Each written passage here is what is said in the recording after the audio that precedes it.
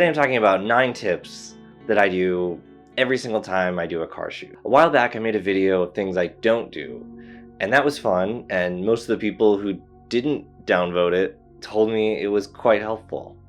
But while I instructed you on what not to do, I never said what to do instead. So that's what this is going to be. There are different objectives for different kinds of shoots with cars. You could be selling a car or making an eye-catching Instagram post or shooting an editorial feature. And all of these shoots require different disciplines and approaches, but I'll try to offer some tips that are universal. But this generally applies to doing a car shoot. One car, and you can pick where it's going to be parked and positioned, and you have choice over that. If you're shooting an event, I have a different video that you can watch and find where I just pointed. But let's dive in. Number 1, give yourself space. If you have the option of choosing your location, pick somewhere where you have room to shoot.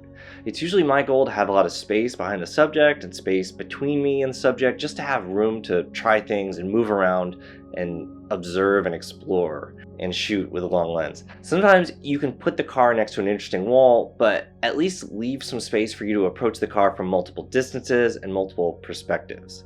If you can't do that, it's probably not a great place to do a shot. Having room to work will give you the most flexibility and the most opportunities to get good shots, and you won't be fighting as many reflections. Number 2, observe the light. This is probably the most important thing and the easiest thing to lose sight of.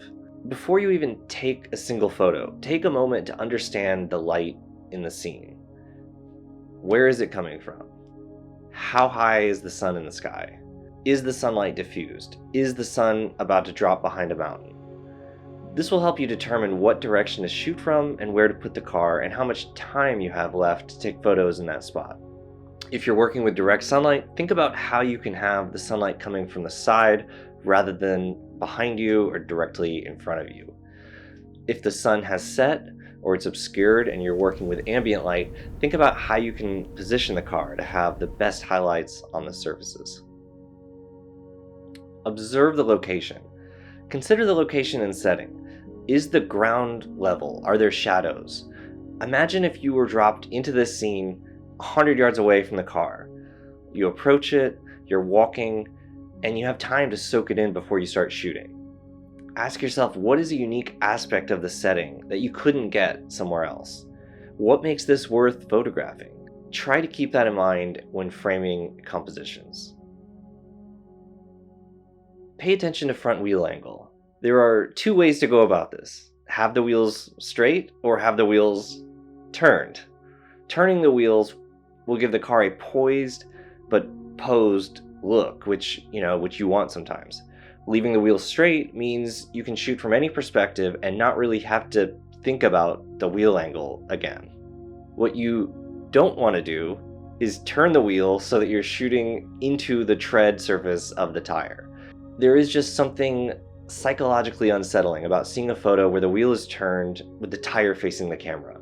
Maybe we are hardwired from our ancestors shooting cars to know not to do this. So it seems obvious, but I still see it done, and now you will notice it too. While we're on the subject, if you're shooting an interior, make sure that the steering wheel is visually straight in the car. Make sure that the lights are always in focus. If you're shooting a front quarter or rear quarter shot, make sure, if nothing else, that the lights are sharp.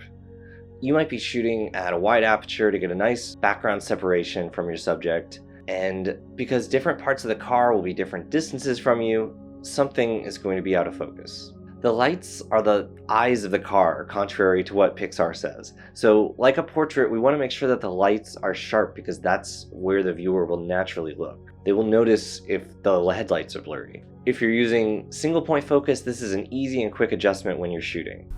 Now, what if you're shooting a side view? If you're shooting a side perspective, sometimes the focus area, I generally use single point focus, sometimes the camera focus will have trouble focusing on a solid painted surface like a car door. So move the focus point towards a mirror or a panel seam or a door handle, something with contrast for your camera autofocus to latch onto. Look for unwanted reflections in the paint and glass. Cars are giant mirrors and they reflect everything. You can set up and frame the scene perfectly, but sometimes, especially in an urban setting, you'll get reflections in the paint and windows, and you've got to work with that. So ask yourself, are these reflections distracting, and can they be mitigated by repositioning yourself or repositioning the car? Will a circular polarizer filter help with toning down the reflections? It's really important to be aware of this, and you want to notice it in the moment, not realize your mistake when you're looking at the images on your computer later, especially if you could have done something differently during your shoot. Watch the horizon.